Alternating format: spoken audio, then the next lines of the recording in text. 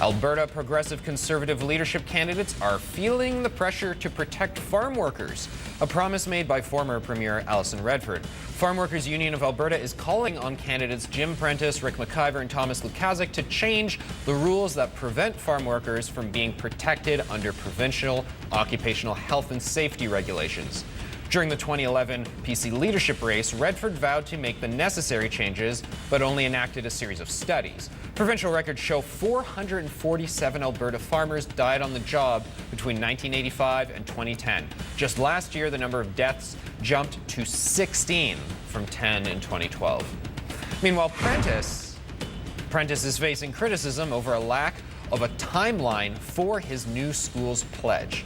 Last month, Prentice promised to build up to 50 new schools in the province on top of the already 50 in the works by the government. But the former federal cabinet minister will not commit to a date of completion. Race rivals McIver and Lukaszuk call Prentice's plan a blanket promise.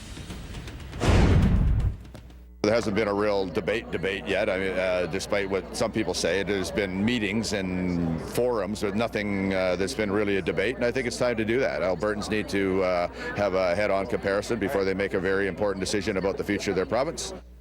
So despite all the events that have been held and all the talk we've heard surrounding the PC leadership campaign, there has been no debate. While all three candidates have appeared together at a few events, they have not faced off yet together in a formal and rigorous debate, and the party currently has no plans to organize one. Now, some are speaking out about this, including candidates Rick McIver, as you just saw in the clip, Thomas Lukaszuk, and former 2012 campaign manager for the whole party, Susan Elliott. Former Alberta Cabinet Minister Rick Ormond joins me now. Well, Rick, debate, good thing? I think so. There's two sides to the argument here, Anthony. I mean, it is disingenuous of the candidates now to suggest that there should be televised debates when in the negotiations pre-leadership between the candidates and their agents, none of them had expressed any sort of an interest. And I found this out by talking to officials of the party. So for them now to be calling for them, I guess, is a little bit disingenuous. But on the other hand, this will be the fifth leader of the PC Party of Alberta that then becomes Premier. And so some would say there is a broader public interest in that a debate, province-wide debate should occur. It does seem rather bizarre that the party, and I understand the point you made about the candidates not asking for it initially, but that the party would have a leadership debate, a leadership process, and not even think they need to have a debate. Apparently, according to Susan Elliott's blog post, they just don't think it's their job to do this. Well, the party did tell me that they have fielded requests and are dispatching the candidates who want to go to some 30 events across the province. Now, Anthony, one thing for sure, let's not forget, this is a leadership contest in a party. And it is about ticket sales and getting out the vote. My experience having run in two leaderships is there's many ways you can get distracted, and mobilizing a campaign for a leadership debate or things like that that do not result in hard ticket sales sometimes can be a bit of a distraction. I can also tell you, and I was informed by the party today, that one of the major networks has offered to do a televised debate but can't get all the candidates to confirm. That's very interesting. We've heard particularly from Lukaszuk and Rick McIver that they would like to have debates.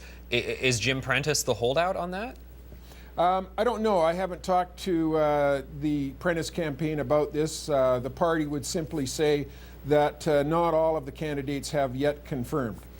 And for you to say, and I completely understand what you're saying there, that the party wants to sell tickets to events, raise funds, and that the debate it does not help that process. But isn't that a very cynical approach to politics in Alberta and to sending the party in a new direction? Should Alberta PC party members tolerate a position like that?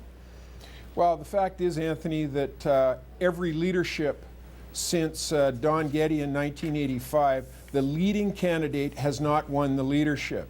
And that's because there are distractions, particularly when you're the leader. You know, what good is it doing mobilizing for all these television debates when, in fact, if it affects your ability to win the leadership, it's all for naught. So, you know, I'm in favor of it. Let me tell you that. But I do understand the other side of the argument that this is about membership sales and getting the vote out, and that's if candidates or the party or the campaign machinery lose sight of that, then they're not going to win this thing.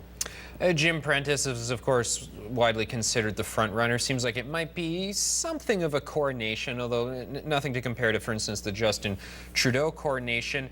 Do you think it's healthy for the party and for the party members to have these other two guys at least be able to go up and grill him as rigorously as they can to at least show some semblance of rigorous debate to challenge that coronation concept?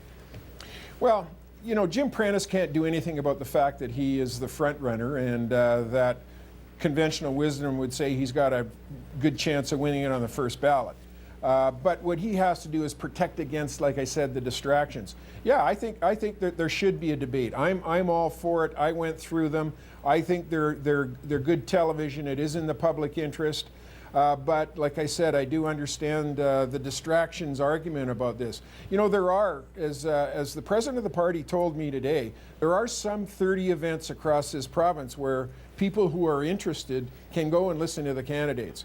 So again, that's the party's argument up against not having their own sanctioned event. Last week, you and I discussed this leadership race as something of an existential conversation about whether the party is moving more leftward or moving back to its core of small government values. And it's not as dire of an existential issue when it comes to parties that are not in office and they risk dropping off the public radar. Obviously, this person will be the next premier. What do you think is the best way for this leadership race to move forward so that members can really have that conversation about what party they want? Well, Anthony, it's an excellent question, and televised debates do that. I think it's really important that the candidates be pinned down and be asked clearly where they stand on the political spectrum. Are they for smaller government?